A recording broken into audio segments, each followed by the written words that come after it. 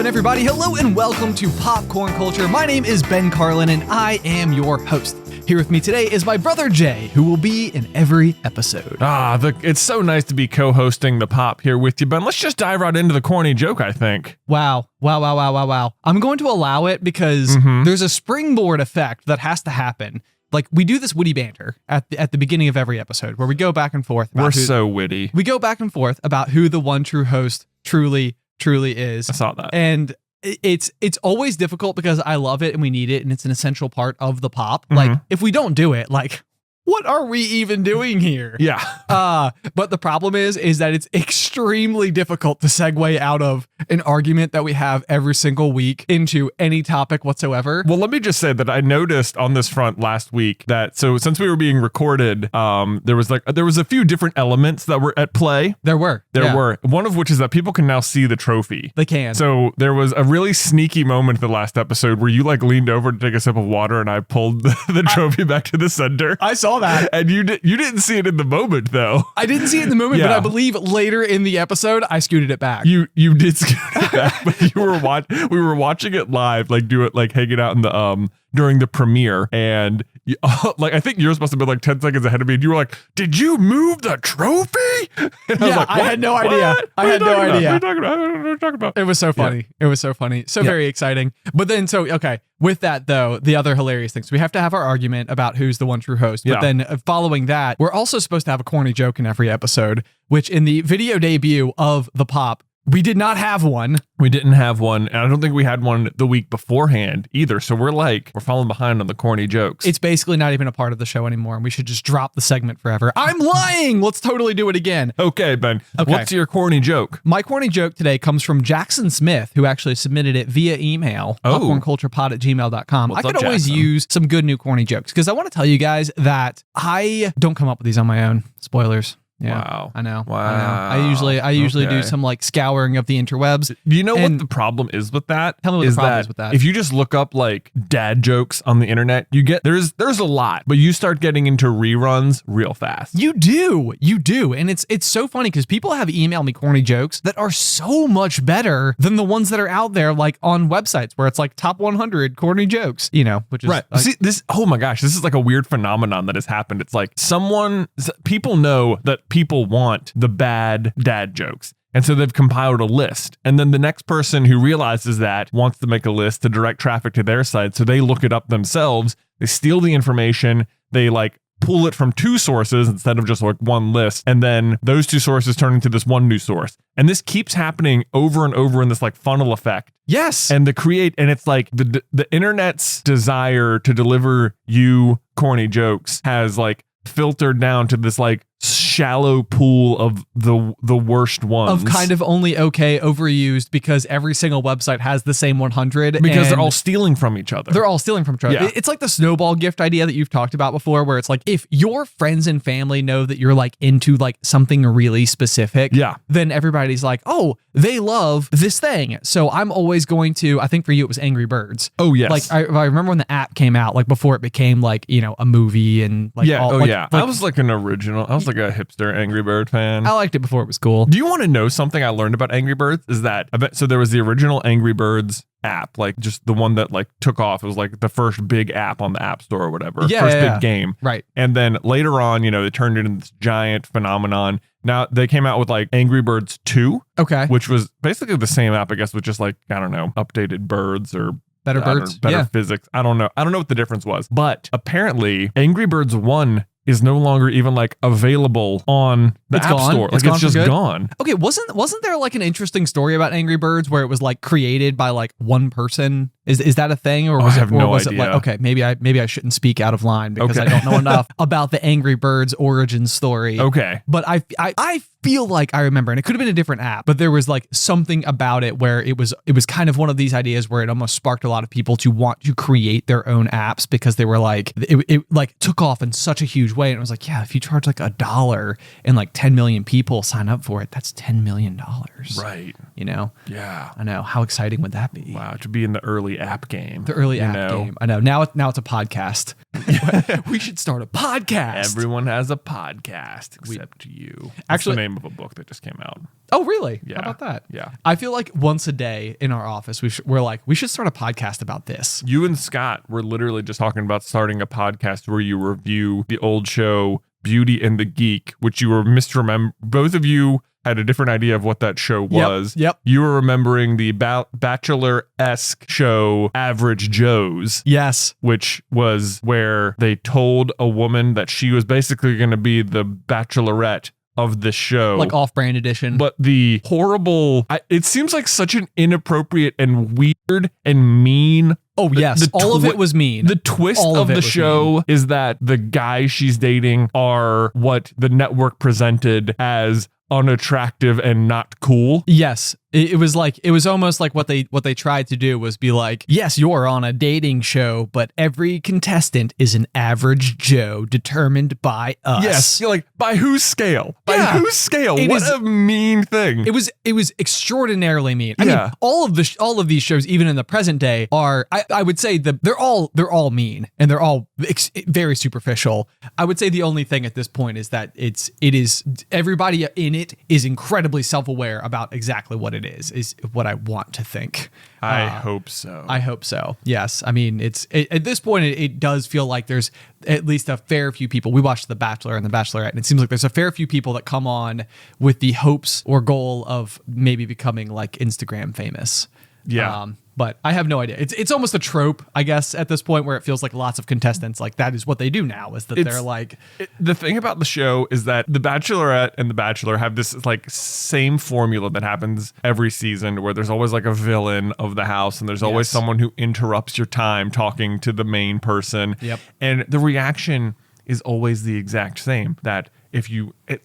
Like one of the biggest tropes that happens over and over in the show is someone will interrupt someone else's conversation with like the Bachelor or the Bachelorette. Yes. And the other people will go back and they'll complain like, can you believe this person interrupted my time? I think that's so... Then they'll have to go confront them or else they'll have to go tell the Bachelor or the Bachelorette that this person's no good. Like they'll bring up other people to the main person. And it's like, if you've watched the show ever, and obviously at this point, everyone on the show is also a big consumer of the show. Yes. It's like, how have you not realized or noticed that no matter what, doing this ends badly. Yes. Like, no matter what. Like, and yet it happens every time. Every time. And I don't know what, it speaks to either how much more you think you're in control than now that you're in the situation, or how little control any of them actually have. And that's I think a huge part of it. And I have a feeling as time goes on, we will learn that like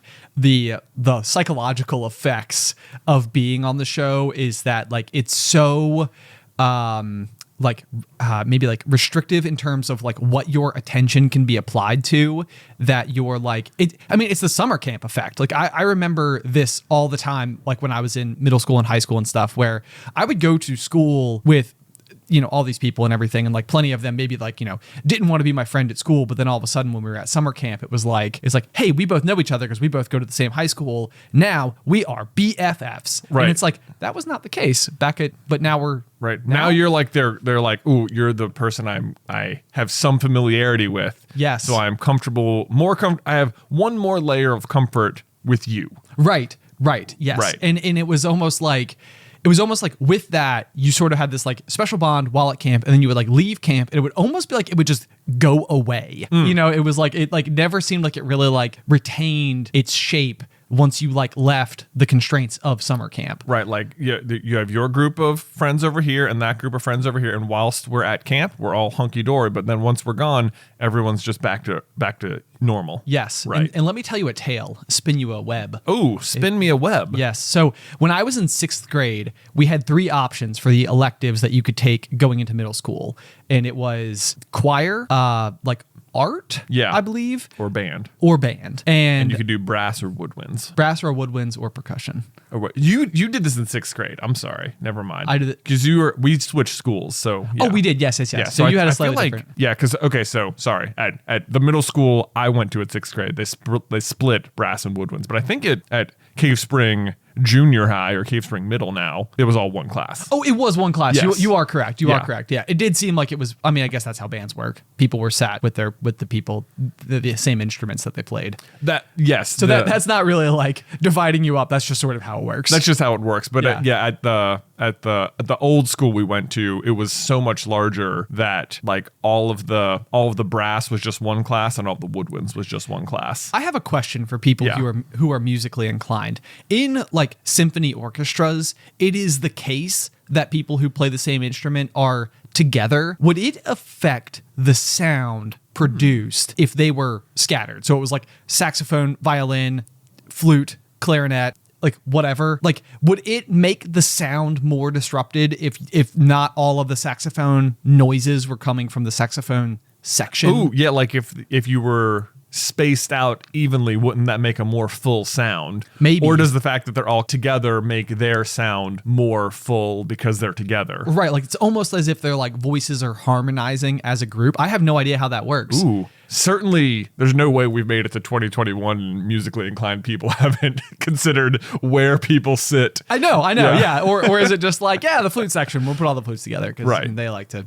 they know each other. They all do the same thing. Oh man, They have the thing in common. it has to make a difference. Maybe You it have does. to. Although marching bands are out there and they're like walking every which way, doing things out on the field. That. Even that to me, it seems like if you're in the marching band, like if you were like if you play the flute in the marching band, like it's already really hard for people to hear you. Of course, so sure, like right. spreading all the flutes out, that's not helping the flute section be heard. Right. I would think. Yeah. But like in an auditorium, you would think, well, it's not, you're going to hear everyone anyway. Well, it's a big difference too, because I would say in an auditorium, acoustics are just generally considered. Right. Like whereas in a giant stadium, you're talking about a 5-acre plot of concrete. Yeah. They're not, the stadium's not built to accommodate the marching band first. Yes. Yeah. But they will also have to perform there. Right. Yeah. Yeah, that's a good point. It's a good point. So I'm curious about that. That's a question for you listeners out there is, would it matter if people just got to pick their own seats and sit wherever they wanted to and it had absolutely no bearing at all? Like, so a trumpet could sit next to a flutist, next to a saxophonist. Yeah. I imagine some of the convenience of sitting together is that everyone's like sheet music is different. Oh, true. Like the trumpet is not going to read the flute's music and just play the same thing.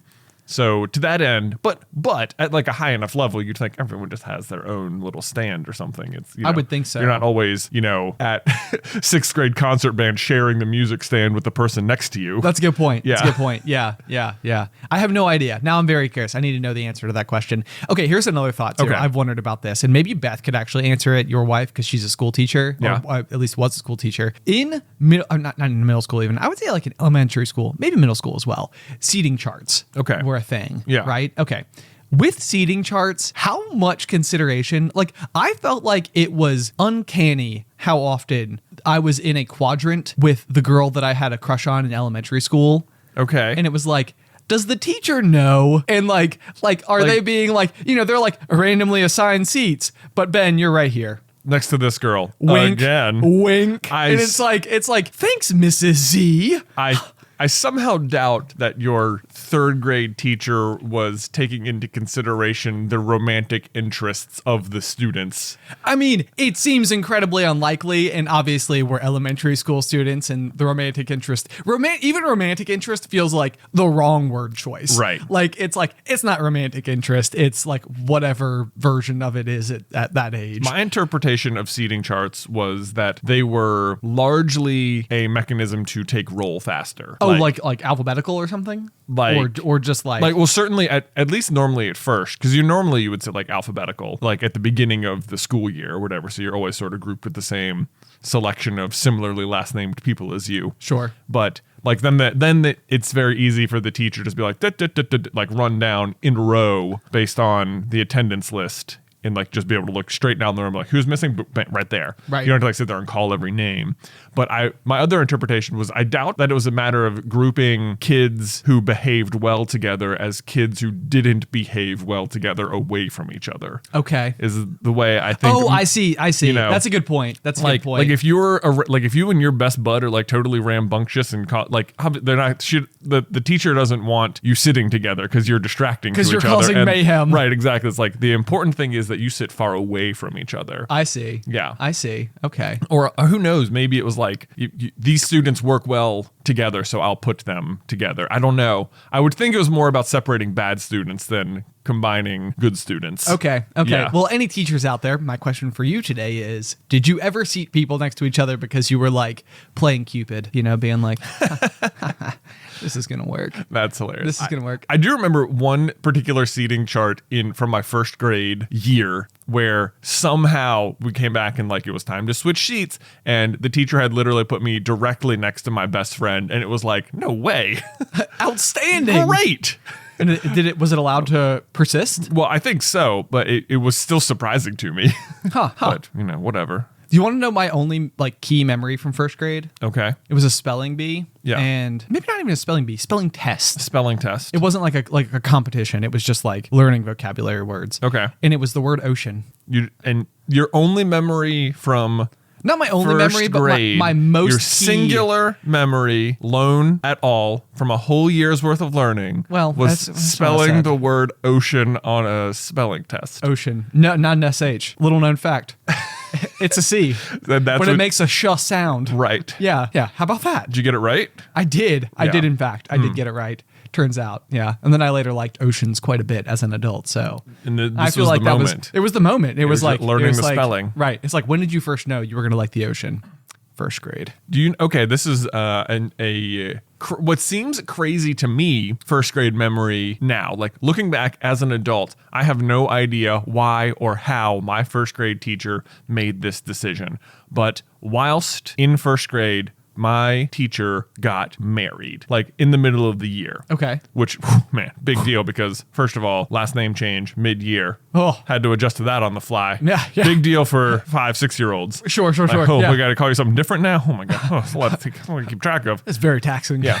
Anyway. That's not the crazy thing. The crazy thing was that our first grade teacher invited the whole class. What? To the wedding. Did you go? I went. No way. I went. Yeah. I was invited to my first grade teacher's wedding. Wow. Can you I'm like, and here's the thing. Beth was a teacher when we got married. Yeah. Like the idea of inviting her entire class to our wedding is ridiculous. Sure. Like I cannot even fathom floating the idea. I can't imagine her floating the idea. Being like, you know what we should do? Invite this year's class. I can't even imagine the parent, even if we were both like, wouldn't this be awesome? Wouldn't it like be such a treat for your students to come to your wedding? I can't even imagine the parents being like, this is appropriate. This is a great idea. Yeah. No, it seems It seems odd. It seems odd. Right. Like, I mean, especially not that like I'm not sure that all students end up having a major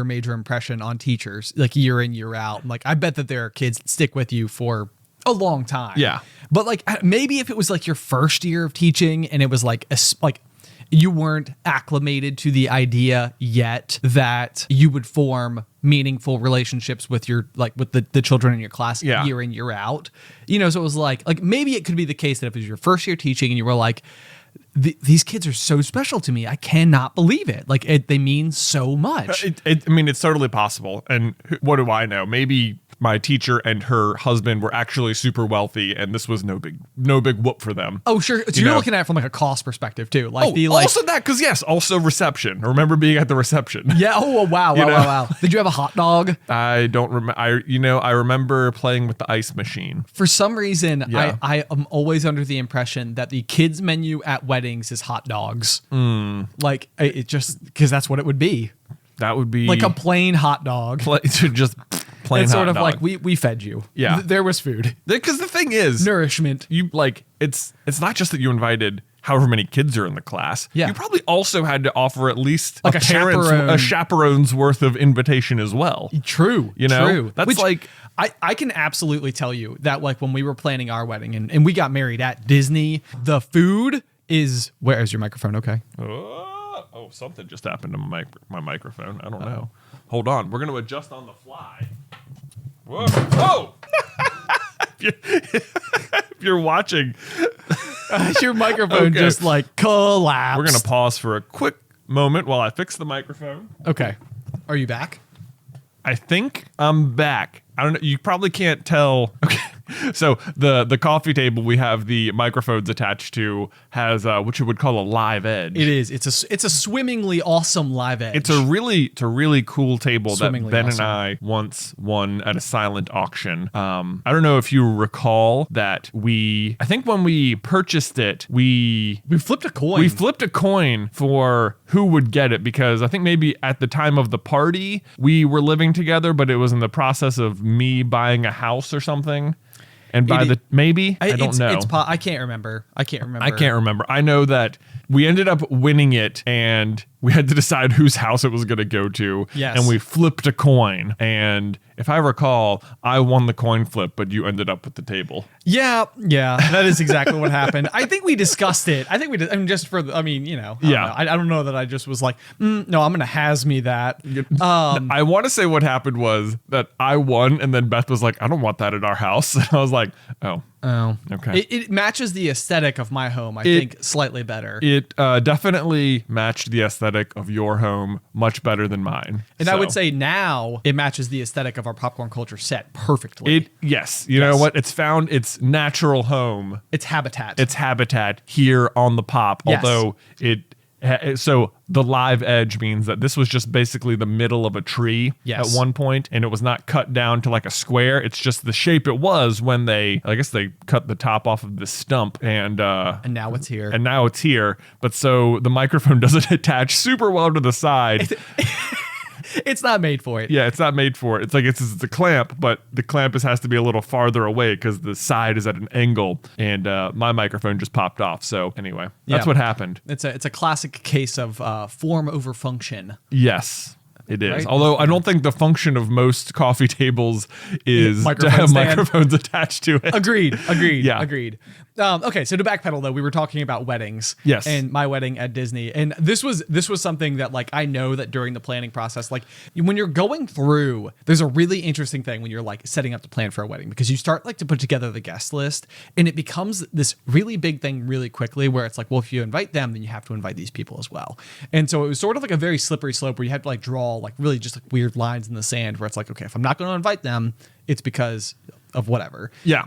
But I know that as we got closer to our wedding and you were like very aware of how much it cost per head at the reception, it got to the point where leading up to it, every person who called us and was like, we're so sorry, we're not going to be able to make it to your wedding. Like, thank you so much for inviting us. We were like, no problemo. Yeah. That is extra good special sauce. Thank you. And I mean, not that we didn't, of course, want, everybody there, but it was like that at some point it was like, that helps. Thank you. Thank you. You did your part. I feel like what you guys got this like fun. Okay, we used to run into this problem all the time, but I feel like you got to experience this. I don't even know if to call it a problem, but let me describe the situation for you, and you can tell me what you think it is. Okay, lay it out. Okay, so I'll use the other example of how you and I used to have season tickets to Virginia Tech football games. Yep. Yeah, once upon a time. Every weekend we had 4 tickets. Yep. And we would go up and we would tailgate, we would go to the game. It was great. Yes. For as long as we had tickets, it seemed like we had one extra one basically every week, because me and Beth would come, and then you would come, and then your significant other would not want to come or would not be able to come. Yes. And it came to be that there was 3 tickets and a gob. Yes. Which was our word for guest of Ben. The guest of Ben. So it was a real honor to be the gob. Yes, Indeed. I thought so. People seem to love it. People did seem to love it. But so what would happen was that sometimes you would tell the gob in advance, like, hey, do you want to come to the game? Yes. And they would be like, of course. super fun. Let's go. It'll be great. But then it'd be like, maybe the games are on Saturdays typically. So maybe it's Friday and said gob of the week just texts in like, oh my gosh, sorry. Turns out I can't go. We've got another thing that popped up. So sorry. Thanks for offering me the ticket. Yes. And we would be left in this weird situation where now at the last minute, we're having to find someone to fill that ticket slot. Like, yes. Who yes, can we indeed. invite?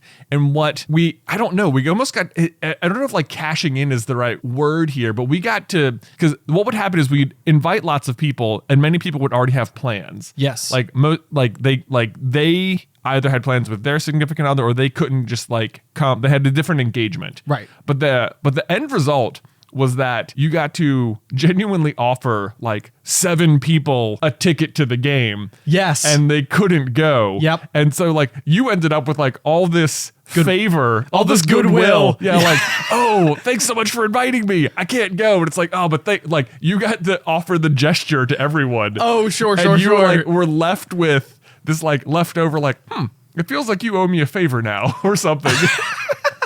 Like you couldn't come, but I did offer. Right. Kind of thing. Well, like what do you call that? Is that I don't know. I don't know. Because like for us, it was like, no, we want someone to use this ticket. Of course. No, Yeah. I mean, yeah, for us, it's opportunity cost. You know, it's like Yeah. we have paid for the ticket no matter what. So it's like I would rather anybody come than for it to go just unused. Yeah. You know, and like it's such a and this is like one of those funny things for me too, like where in my mind it is like one of my favorite things to do to go to these football games. Oh, like dude, yes. Like I love it so much. The very first football game I ever went to was when Michael Vick was playing in 1999 and Virginia Tech crushed Syracuse. I think it was 63-0. And it was like, it was so much fun for me. And I was like, I want this as much as humanly possible. And so I do think, yeah, like when I was extending this to people, it was like, I think in my mind, I was always like offering like a really, really, really great thing. Yeah. And I mean, for many people, it may be like,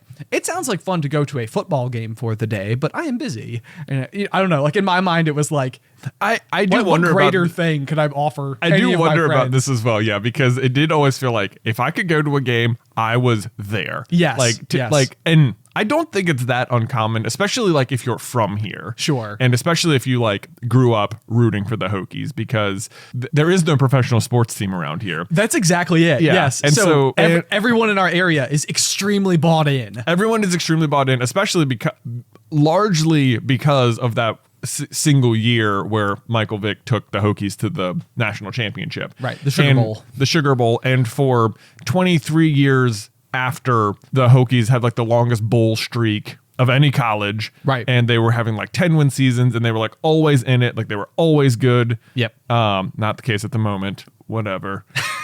But the atmosphere at the games is just so contagious and so fun. Yes. And like if you ever have a chance to go to a Virginia Tech game in Blacksburg at Lane Stadium, I highly recommend it. Even Especially if you don't like as football. the gob. Yeah, but especially if Ben invites you, my goodness. Please go. Please, like, I'm asking, but like it's really you're doing me a favor. Yeah, but so it's been interesting to like have friends who've like moved to the area and who have like they're like not tuned into like maybe they watch football or they have like a college football team they root for, but it's not the same. Right. Like they don't understand. They're just like, no, you should come to the game. I was like, what? I'm gonna just go to like football. Like, would you invite me to your old high school football game? Like, what an obligation. Yeah, I know. I was like, no, you don't understand. This is way different. It's so much fun. The play under Sandman is the whole stadium. Oh, it's so fun. But, okay. Yeah. But I don't know where exactly. So okay, but you had originally brought it up because of the Disney wedding. Was this something that like I got to do? Was like offer people to like? Yeah, it was like you had like a waiting. It seemed like you had like a waiting list of people, and as people dropped off, it was like way too close to the wedding to realistically book flights or decide, yep, I can take 4 days off of work to go to a wedding in Disney World on like, you know, it's not that it wouldn't have been possible, but it's just that it's a big trip. It's a big trip. An expensive trip. Yep. That at the last minute might be hard to throw together. Right. But I do remember this like turntable of like, well, this person can't come anymore, so who else can we call? And it was like, now this person is like honored with an invitation to the Disney World wedding that like, oh my God, I'm so honored you invited me. I don't know if we can make it. People's reactions were like remarkably heartwarming. Yeah. And it's funny, I guess I hadn't really like thought about it through this particular perspective, but now that you bring it up, I can sort of see what you're saying. Yeah. And it's like, yeah, and I remember that though. Like, I mean, the people, like, especially because if they couldn't go, like, people were really looking into it and like trying to rearrange things and like the whole sort. And yeah. I was like, man, that's so cool that they want to go so bad. Oh, it means a lot to me. Oh, nice. Yeah. Yeah. So anyway, I was in 6th grade band. Okay. Hard left turn. Hard left turn. Right back to my story. So, because I want to talk about the summer camp effect, because right. I got to experience it in full force, and it was honestly like it was like the biggest high and then low ever for me. Oh, okay. In my middle school career. Let's hear it. Okay, so this was the thing. Basically, I really didn't know what to do. And now looking back on it, I've wondered before if I wouldn't have minded, I'm not artistic at all, but if I wouldn't have minded learning how to sing, because I actually feel like it's like a skill that I feel like I would love to know how to do it. Right. But at the time, choir, for some reason, did not feel like an option. Like, it was like, I don't know. I was like, it was like the first one I ruled out. So I'm definitely not doing choir. Not that. Okay. And so I decided the big selling point for me was basically that if you did band for 3 years and you made it to advanced band, then you got to go on the band trip to New York City. Yes, the band trip. I went on the band trip to New York City. To New York City. And it was like this big thing where I was literally playing like the what is it? The long game. Yeah. That's the word. That's the long game. I was playing the long game. Yeah. Yeah. So basically, I mean, that's like really what it came down to, is I was like, I really want to go to New York City with the band trip in 8th grade. Yeah. So, I think you could go before then. Could you go before that? I remember there being 7th graders on my band trip. You're right. There were 7th graders, because Yeah. that was part of my story. Okay. Interesting. Yes. So, okay. My middle school experience was very like interesting and odd and unusual and probably remarkably typical. But I was like the quote unquote air quotes new kid in 6th grade, because we had moved from like one town to another. And so like when I arrived at Cave Spring High School, middle school, junior high, there was, I think, a fair amount of intrigue that like surrounded me, because I was like the new kid, and that sort of like manifested at the end of my first year of 6th grade, where I had this like summer where I don't know, I became like in vogue. Oh, like, where it was like Ben in Vogue. Ben in Vogue. That sounds like a sitcom. Right? I know. About 6th grade me. Going to the pool every day. No, so I like, that was the thing though. I had this like one summer where it was so odd and unusual and like in unprecedented any other point in my life. But it was, and I actually think it had a huge impact on my later dating years in like middle school and high school. It was sort of like I was of interest, and it was like just it was like every girl that was like in my immediate surroundings had like a crush on me, and it was like, wow, it was, wow, I know. humble of you. I would only tell this story because of how I feel like it ultimately played out. What a hard life you had, Ben. Thank you. I know. No, continue. Let me complain more about my extreme popularity as a 11-year-old. Yeah, you're winning this. Yeah, I'd just like to take this opportunity to plug the tier Jazzy J over on the Patreon. Wow. Well, so anyway, what happened though was it had an expiration date. So like I had like one summer where it was just sort of like, I could not believe the number of people who would like, like write me a note, because that was a thing then. Oh yeah. They would like write a note and they would like fold it in a really cool way that had like, like it would like stay shut unless you like unfolded it. Yeah. Okay. Yeah. Yeah. It was the best. Right. I never learned how to do it though. And I was always so impressed whenever someone handed me one. But so like, yes, I had this summer where a whole bunch of people like expressed interest in me, and I was like, whoa, this is unbelievable.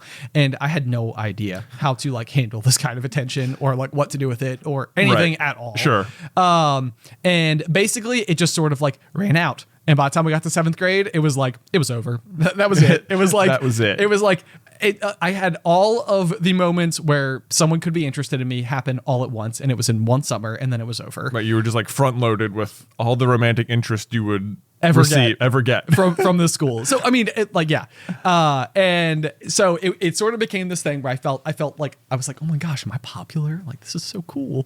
I don't know what to do with it, and so I got to 7th grade, 8th grade, just sort of was my my regular old self, no longer popular Ben. And I remember that like when the band trip was coming up, there was this like sort of odd thing that happened where I don't know, like I ended up being like the guy. It happened again on the band trip. Oh, like all of a sudden, like maybe collectively the interest in you had, like everyone sort of like, okay, Ben's out. Ben's out. Or like been there, done that. Been there, done that. Yeah. But now all of a sudden there was like you existed inside of a vacuum situation again. Precisely. Once again, yes. And it was like I literally this, it feels so like ridiculously catty to like refer to it this way, but it was like the popular guys at my school, I guess, were not in band, and so they did not go on this trip. But then I was there, and all of a sudden there was like 3 days where it like completely resurfaced. And it was like all of a sudden where I like, if I wasn't surrounded by all of the other guys in my class, I was of extreme interest once again. I see. For like a very 3-day period. How weird. I know. And it was like really odd, but I remember it was like a really big deal because we're on all these like Abbott buses and stuff, and you're like going to like Broadway shows and like wax museums and stuff. And like, so you're always sort of like bustling about. And every time we got on the bus, it was always this big thing where like there were like people like trying to sit next to me. And that became like the currency of the trip, was like, who sits next to you on the bus? Right. You were like 10th in line for the throne, but managed to find a situation where the other 9 people were effectively dead. Yes, precisely. The Game of Thrones. That's right. Where the throne is a bus seat. And I was atop it. So I have no idea where this story is going, other than I think it was such a ridiculously prime example of the summer camp phenomenon. Right. You had this like, weird social effect shift the spotlight to you in a very unexpected way. But okay, so this was the other part of the story, and why 7th graders were important to it was because when I was in 6th grade, the people that were interested in me that one summer, best summer of my life. Not really. I hope not. No, it was like they were all like the people in my grade, because it wasn't like we were hanging out with 5th graders. Seriously. Yeah. But then when those 5th graders became 7th graders and they were on the band trip with us, it was like that was where like a lot of the interest was coming from, was like the 7th graders. Oh, I see. And so then what happened is I had expired like with the 8th graders, my classmates, and then also the 7th graders. Wow. And so as I went through high school, it was almost like everybody had been like, yeah, we've been interested in before, and it doesn't go anywhere. It's boring. So your flame burns hot and short, it sounds like. Exactly. Yes. So it's like I can be interesting for just morsels of time, and then it goes away. And then what happened was, though, in high school, is that I dated literally no one that went to my school. It was like every single person was always from like different schools. And it wasn't until this conversation that I feel like I've finally realized why that was the case. What was the reason? It was because I had already, the people that may have been interested in me had already done it. They'd already been there. Man, well, this gives me hope for being the one true host one day. I'll say, maybe your time in the sun at the pool during your 6th grade summer is coming to a close, and everyone can go to patreon.com/popcornculture. And, if you want to sign up for Jazzy J or switch, that's fine. That's, Ben's time is obviously burning out. You don't want to be caught like the rest of the kids in his class who were like, had interest in Ben way after it was cool. Right. Yeah. Don't do that. Don't be those kids. Right. I know. And it's so true. Like right now we're on episode 63 of Popcorn Culture, but imagine when we get to episode 630, right, where it's going to be like, remember for the first 10% of the show when I was the host? Wouldn't that be insane? That would be insane. If somehow your lead as the one true host not only was like, I can't even imagine a point in the future where somehow I have hosted the same number of shows as you, but like that would somehow continue to the point where you being the host was a laughable memory from the start of the show. Laughable memory. Can't even fathom such a thing. This is why you have to keep intrigue alive throughout the entire process. What is this? Are you wearing glasses? Okay, for those just listening, out of nowhere, Ben has produced a pair of glasses on his face. The element of surprise. I didn't see it coming. I didn't expect you to. well, you weren't wearing glasses. Well, yeah. But I figured like I was like, well, what is Jay doing right? Glasses. Yeah. And surely I should get some. Yeah. So these are non-prescription clear frame glasses. Okay. But that you purchased and intend to wear as a stylish thing. As a stylish thing. Yeah. Well, once upon a time when I was like, hey, we should have a video version of the pop. Like we should have the conversation, but also tape it. Yeah. With videotape. Not really. Yeah. We use digital tape. I was gonna say if we were filming this with videotape or like film, that'd be a decision. Yeah. But so I was like, I've always wanted to like really like, stretch my muscles a little bit. Yeah. And be like, what could I try? And so this week's try was clear frame glasses. All right. Well, I'll have you know that I am growing a beard. That's a good one. Yeah. Yeah. I will see you next year. No. Please do it. Please do it. I don't think Beth would approve of facial hair at this point. It's been so long. It's been so long. So you went for the clear frames. Went for the clear frames. This is actually it was very funny. So we go mountain biking. We've talked about it plenty of times before, but with mountain biking, there is like it is recommended to wear eye protection because especially if you're like riding behind someone else, they can like kick up, dirt, debris, rocks, whatever. And, if you're on a bike going fast and something's in your eye, it can obviously, cause you to fall or potentially get hurt. And so I have been wearing like just sunglasses this whole time because I don't typically wear I don't actually require glasses at all. And one of the things I've been looking for is like clear frame or not frame, but clear lens glasses because sometimes it's like overcast or like when you're in the woods, it's just shady anyway. Yeah. And sunglasses can almost like impair your vision. Yeah. So part of the reason you're wearing the sunglasses is to block the sun, but perhaps even the greater reason is to protect your eyes. Protect your eyes. Yeah. Yeah. I would say for me, that is the greater of the two reasons is because especially like once you're in the woods, the sun's not really a big problem anyway. So these are blue blocker glasses that I'm wearing. And this was like literally my solution to the problem of I cannot find a sunglass company that is just selling a pair of clear lens glasses. And I was like, you know what? There are tons of these like blue blocker glasses out there. And I was like, I'm just going to get those. So you're going to wear these cycling now is what I'm hearing. That's basically what my game plan is. Gotcha. Not exclusively for the pop and possibly not even for future pops, but we'll see. Yeah. This is going to be like my real challenge is can I have a notable piece of intrigue every week so that those folks watching the show are like, this is why we watch. So I do remember before we were on video, you were saying you were just so excited about being able to flex your fashion choices on the pop. That's the goal. Yeah. Well, really, it's not even flex them because I don't know that they exist. It's like, can I like advance my fashion because it would be like this would be like a really fun way to be like, okay, I'm gonna try new things. I'm gonna try to be ambitious, daring, cutting edge. Let me so on that note, I will say that interestingly, last week when we premiered the first video version of the pop, dare I say it was instead myself who swept most of the fashion talk. You did! Yeah. Swept it right out from underneath That's me right. with your spectacular socks. Yeah. Which the day that you wore them, I myself commented on them. I was like, are these different socks? Some are stripes and some are stars? Yes. How do? Yeah, so if you weren't watching, my socks last week were one side striped, one side stars. So, on purpose. On purpose, yeah. We had many comments about how I must have bought 2 pairs and then mixed matched. Let me tell you, no. They came mismatched. It's almost like they were trying to look like the American flag on purpose, which is exactly what they were trying to do.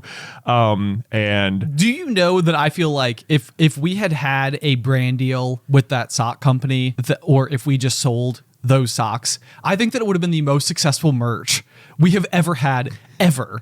Because we're sitting there in the chat with the premiere of the video episode. And I mean, I feel like 40% of the comments are the intrigue attached to your socks. Yeah, well, so because, half the episode I was sitting with my, 1 foot up on my knee. Yeah. And that I for longer than expected, I was like, you know what? I can't wait to see what people say when they see the other sock. And like for way longer into the episode than I would have expected, I didn't switch legs. Yeah. But then sure enough, as soon as I did, people were like, whoa, what the, are you wearing different socks? Now people are going to change the phrase to be waiting for the other sock to drop. Waiting for the other sock to drop. Maybe that should be our new business idea. Let me pitch one to you. Okay. Socks that are different from one another. Yeah. Mismatched socks. Mismatched socks. But like that do match. That's the thing. They're different from one another, but they're like in scheme with one another. Right. Yeah. So these were obviously different in that they were stars and stripes, but clearly they were the American flag. We could just call it mismatchedsocks.com. I bet it already exists. Probably, but who's to say? We just plugged them. And I considered heavily going for this. Well, here's the other thing is that people were surprised that I wasn't. The other thing wasn't that I was wearing different socks, is that I was not wearing shoes. You never wear shoes. Yeah, I'm wearing them right now. It's just very rare for me. Yeah. To be recording any piece of content with shoes on. Right. This is such a weird feeling, and I want to know if other people have similar situations, but it literally, like when we go to record like Super Carlin Brothers or The Pop or whatever, if there is like stuff on my feet, or shoes particularly, I feel like boxed in or something. Like it is affecting the ways in which my brain can like move about because my feet are like stuck in my shoes, which I don't know if that makes sense at all, but it is literally how I feel. It is so weird. Yeah. It's not weird. I think it's fine, but it's very interesting to me because I would almost not argue. I'm the exact opposite from you in this way. Okay. Like I feel like I'm maybe a little bit exposed if I'm not wearing shoes. Okay. And so like at night, like when I get home, Alice will go upstairs and like at 6 o'clock at night and change into like comfy clothes, pajamas, like yoga pants, like whatever. Yeah. Cozy socks. And I will all the way up until 9:30, 10 o'clock at night when like we're getting ready to like go upstairs to bed, I will still be wearing my shoes and jeans on the couch, like full get up from the whole day. Like, man, at no point in time does it occur to me like I need to get out of these materials. So you okay. So like I will literally be like, if you were to text me at 10:30 at night and be like, are you still wearing your shoes? I could send you a picture with my shoes on. So you like sit on the couch and like put your feet up on the coffee table with shoes on? Yeah, sure do. Oh my gosh, you're like a monster. A monster. What is this? I do not understand. Because I don't understand. Why? Like, are shoes supposed to be uncomfortable? Not uncomfortable, but just like the part that is comfortable is walking around like on unfamiliar surfaces. Like to me, having them on is less comfortable than not having them on. Interesting. Yeah. Yeah.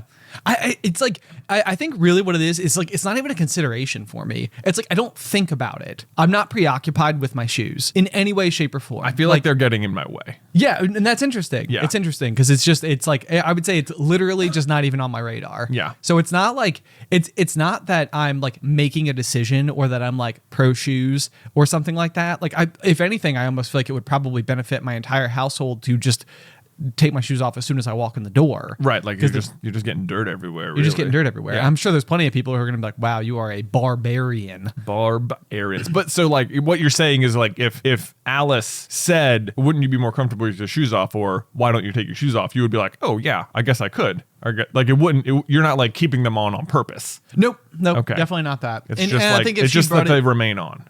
They just remain on. Like it doesn't occur to me. It would be like, to me, it would almost be like if I was sitting on the couch at night and was just like, oh yeah, I need to take my shirt off, and like for no reason other than like it's confining. Yeah. Like it would never cross my mind. Yeah. Well, I will say like I do take my shoes off almost as soon as I get home. Okay. But and here at the office for that matter. And here that's true. I think there is something about like literally being able to feel the ground beneath you that just like makes me feel like more like connected. Oh, and wow. So, like I haven't really thought about it that much, but I'm like, why do I do this? Because I do it all the time. In fact, I would say at my old like office job, I would largely just walk around in socks. Yes. And this was like, is even like part of my strategy for like wearing funny socks. It was like, you know what? If I just become known for wearing funny socks, like maybe if you just had really boring socks, people would be like, it's more professional to wear shoes around. Sure. But like I was like, no. Socks, like it's a funny sock thing is like Jonathan's thing. So funny sock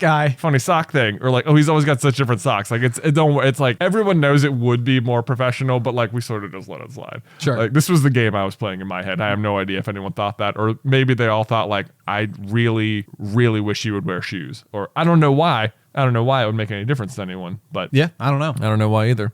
But anyway, did you win this game? Were you able to get away with it? Oh yeah, I mean, I certainly did. No one ever brought it up to me that I should or shouldn't be. Everyone's like, someone's got to tell him. So like someone has got to tell him. Yeah. Then you play that game of like, yeah, crazy sack chicken. We're like who's gonna like? Is it worth bringing up? Is this the hill I want to die on today? This happens so often when things go on for like a little bit too long and you don't know how to like break what has become like normal. Yeah. And the absolute worst is when you do not know someone's name. And it's like, how long can you go without asking? Because the longer you've gone and you still haven't figured it out, the worse it is that you still don't know. Yes. I remember like Alice and I, like kind of pre-quarantine shutdown period of time, we have like a sushi restaurant that we love to go to. Yeah. And for the longest time we had like the same waitress all the time. And it was like, know her name. Oh, no. And every time, and like it was the type of thing like where I think it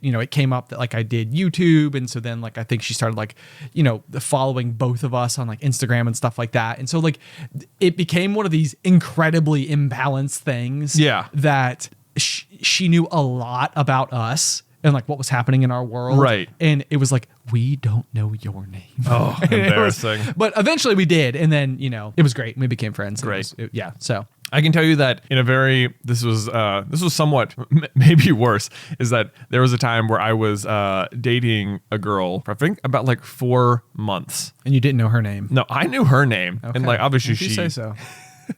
She knew my name, but she would always call me John instead of like Jonathan. Sure. And this was like one of those things where like we had been like people who were effectively like lab partners or something for the final 9 weeks of the last year of school. Sure. And that's where like we like met and became friends, but she would have like known who I was just as a member of the class for a while. Yep. And we weren't like so close that it was like even worth correcting.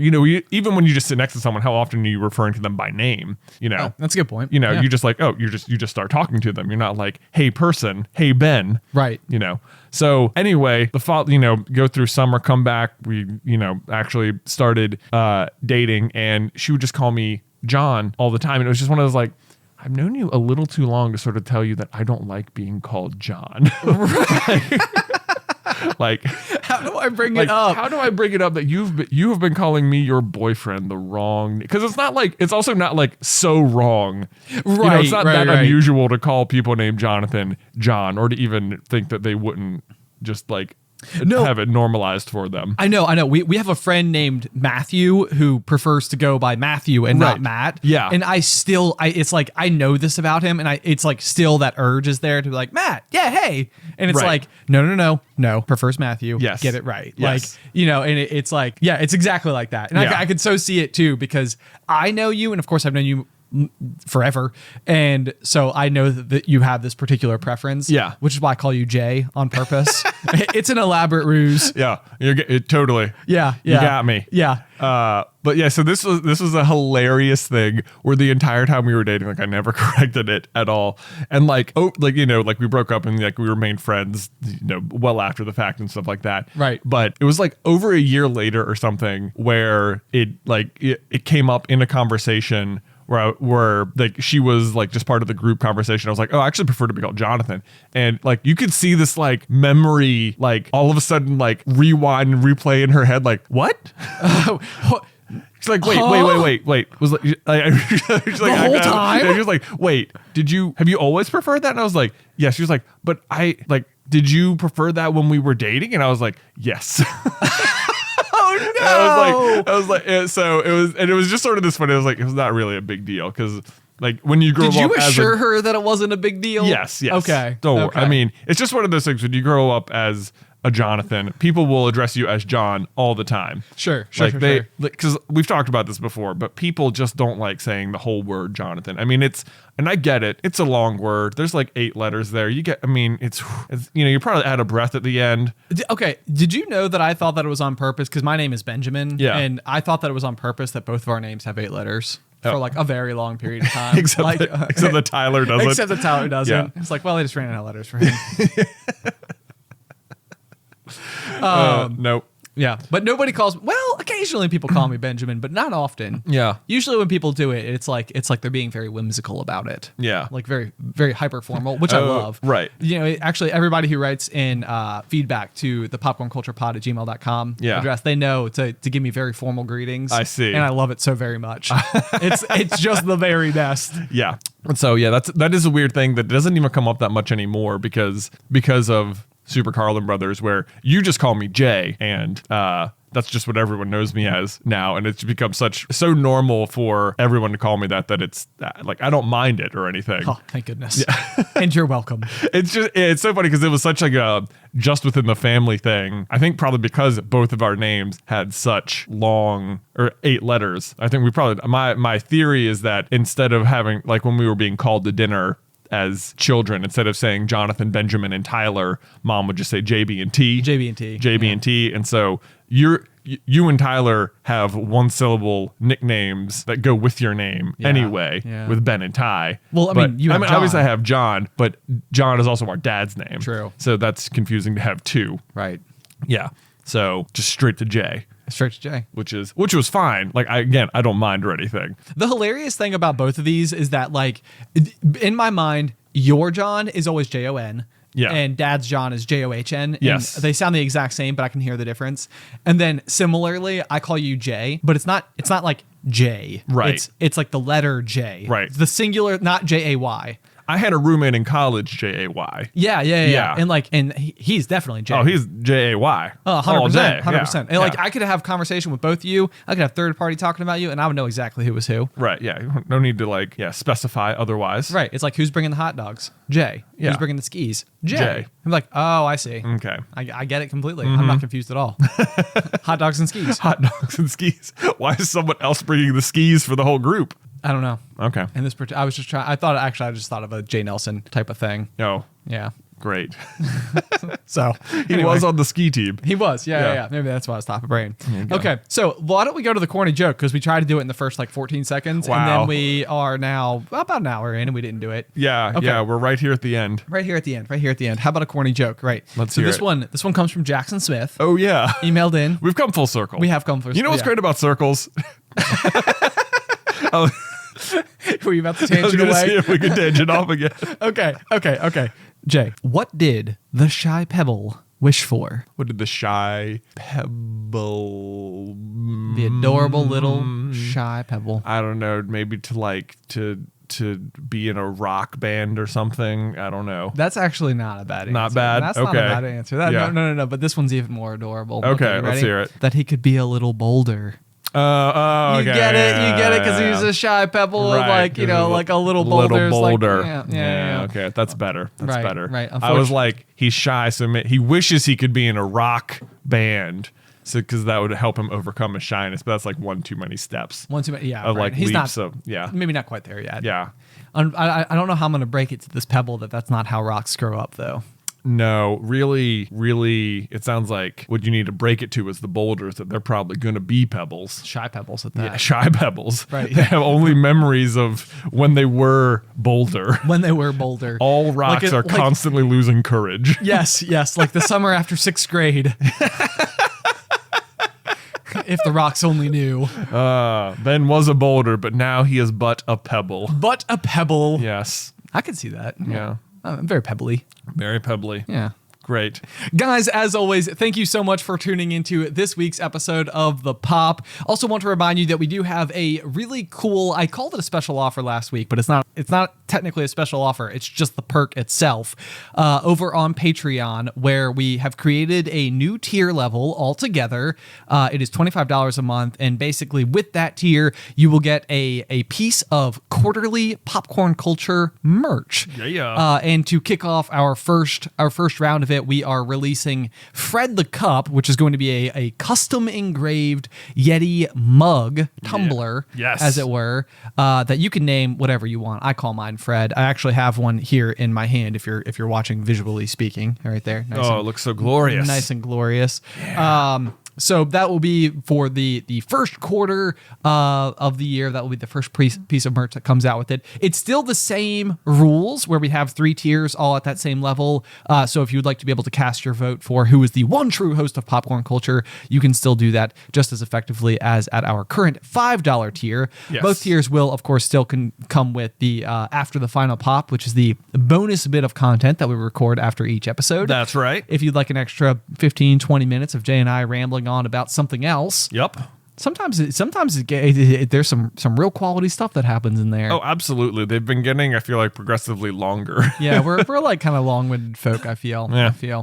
But anyway, guys, thank you so much for tuning into this week's episode of The Pop. If you want to check all that out, you can do so at patreon.com/popcornculture, or else be sure to leave a review. Always helps, the podcast continue to grow and develop, and for other folk out there to be like, wow, this must be good stuff. Wow. Because look at all those reviews. Look at how popular. That whole feeder of kernels has stepped in and left really, really positive remarks. Yes. Otherwise, guys, until next week. Pop.